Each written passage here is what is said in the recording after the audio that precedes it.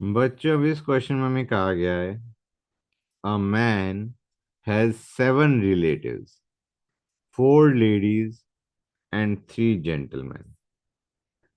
His wife has 7 relatives, 3 ladies and 4 gentlemen.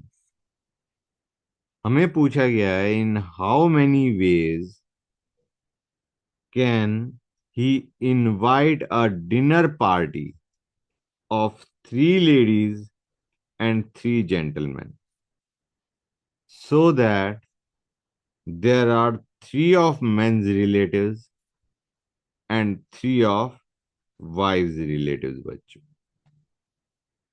ठीक है, तो गाइस देखो इस क्वेश्चन को हम कैसे करेंगे।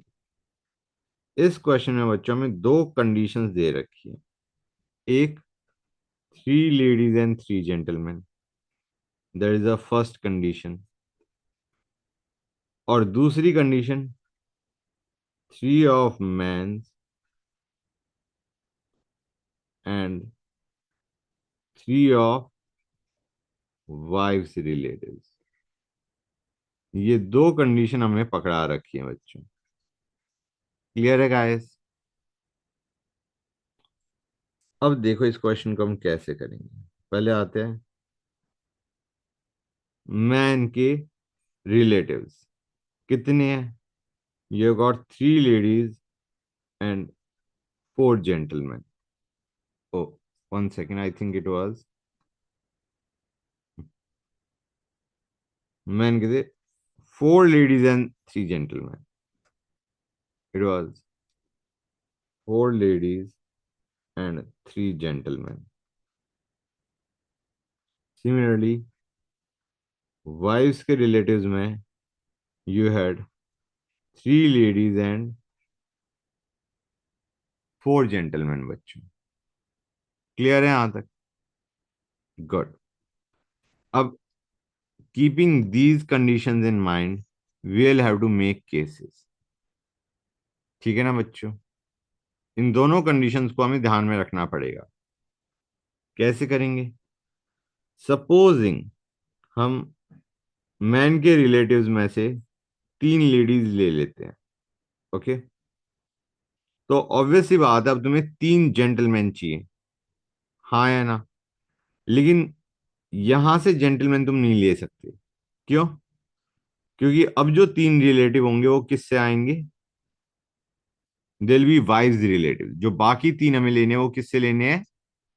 वाइफ के रिलेटिव्स लेने हैं। So it will be 3 gentleman but from wife's relatives. Clear है यहां तक बच्चों? और ये यहां से लेडीज 0 लिया हमने। क्लियर है यहां तक? फिर से समझाता हूं। हमने 3 लेडीज ले ली मैन के रिलेटिव्स में से, तो अब हमें 3 जेंटलमैन चाहिए वाइफ के रिलेटिव्स में से। क्लियर है यहां तक? अब नेक्स्ट केस लेते हैं। समझ से आना बच्चों। हमने 2 लेडीज ली मैन के रिलेटिव्स में से और एक जेंटलमैन लिया फ्रॉम मेन्स रिलेटिव्स। 3 लेडीज और एक जेंटलमैन हमने ले लिया फ्रॉम मेन्स रिलेटिव्स। अब हमें और क्या क्या लेना है? तुम 2 लेडीज ले चुके हो, एक लेडी हमें और चाहिए, वो हमने वाइफ के रिलेटिव्स में से ले लिया। अब एक जेंटलमैन हम ले चुके, हमें 2 जेंटलमैन और चाहिए, तो वो हमने वाइफ के रिलेटिव्स में से ले लिए। समझ आ रहा है नहीं आ रहा है बच्चों? ये चीज क्लियर है या नहीं? यहां से हमें 3 चाहिए, यहां से हमें 3 चाहिए। 3 of men's relatives, 3 of wife relatives, plus ये पहली कंडीशन थी हमारी। और दूसरा हमें क्या दे रखा है कि total ladies should be 3, total gentleman should be 3 बच्चों। समझ गए गाइस? तो अब नेक्स्ट केस पे जाते हैं। सपोजिंग हम मेन के रिलेटिव्स में से एक लेडी लेते हैं, 2 जेंटलमैन लेते हैं, तो अब ऑब्वियस सी बात है वाइफ के रिलेटिव्स में से हमें दो लेडीज लेनी पड़ेंगी क्योंकि एक लेडी आई है अभी मेन के रिलेटिव्स में से, तो यहां से हम दो लेडीज लेंगे। और जेंटलमैन ऑलरेडी दो आ चुके हैं, तो यहां से हम एक जेंटलमैन लेंगे। समझ गए guys? And the last case, main से हमने तीन जेंटलमैन ले लिए, तो वाइफ्स के रिलेटिव्स में से हमें तीन लेडीज लेनी पड़ेंगी। होल्ड ऑन अ सेक बच्चों। हाँ, तो बच्चों ये चीज क्लियर हुई या नहीं हुई? These are the four cases that you can have under these two conditions. ये दोनों कंडीशन सेटिस्फाइड हैं, and these are the four cases that you can have. Clear हो गया बच्चों? समझ गए गाइस? एक बार ये केसेस फिर से समझा देता हूं। हमारे पास मेन के रिलेटिव्स ये हैं, वाइफ के रिलेटिव्स ये हैं। हमारे को इंपॉर्टेंट चीज क्या ध्यान रखनी है? मेन के रिलेटिव्स में से टोटल तीन, वाइफ के रिलेटिव्स में से टोटल तीन।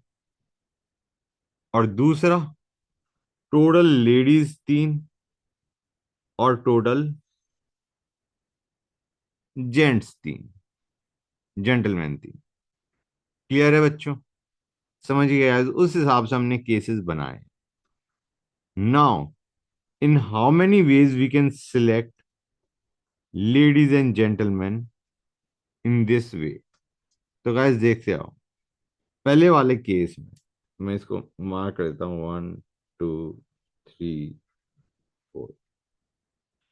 अगर हमें चार लेडीज में से तीन सिलेक्ट करनी है, 4C3।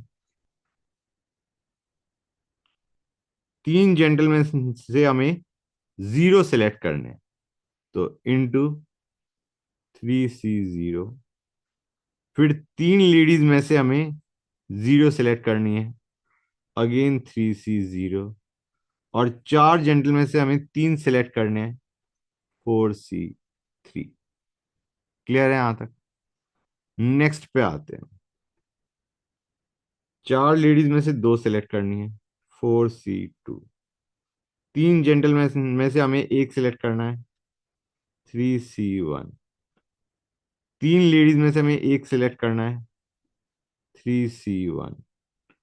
फोर जेंटलमैन में से हमें दो सिलेक्ट करने हैं, 4C2। क्लियर है यहां तक? नेक्स्ट को करते हैं। फोर लेडीज में से एक सिलेक्ट करना है, 4C1। तीन जेंटलमैन में से हमें दो सिलेक्ट करने हैं, 3C2। थ्री लेडीज में से हमें दो सिलेक्ट करनी है, 3C2। फोर जेंटलमैन में से हमें एक सिलेक्ट करना है, 4C1। नेक्स्ट पे आते हैं। फोर लेडीज में से जीरो सिलेक्ट करनी है, 4C0। थ्री जेंटलमैन में से तीनों के तीनों सिलेक्ट करने हैं, 3C3। थ्री लेडीज में से तीन सिलेक्ट करनी है, तीनों की तीनों सिलेक्ट करनी है बेसिकली, 3C3। चार जेंटलमैन में से हमें जीरो सिलेक्ट करने हैं, 4C0। क्लियर हुआ या नहीं हुआ बच्चों ये चीज?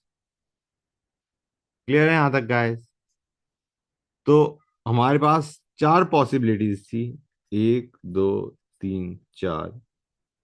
पहली पॉसिबिलिटी में इतने तरीके से सिलेक्ट कर सकते थे रिलेटिव्स को। दूसरी पॉसिबिलिटी में इतने तरीके से सिलेक्ट कर सकते थे रिलेटिव्स को। And for the third and the fourth case also. अब तुम्हें क्या करना है बच्चों? Total number of ways to invite the relatives to the dinner party, you will have to add them all up. इन चारों को ऐड कर दो। That will give us the total number of ways. मैं इसको ऐसे लिख देता हूँ simply, you add them up.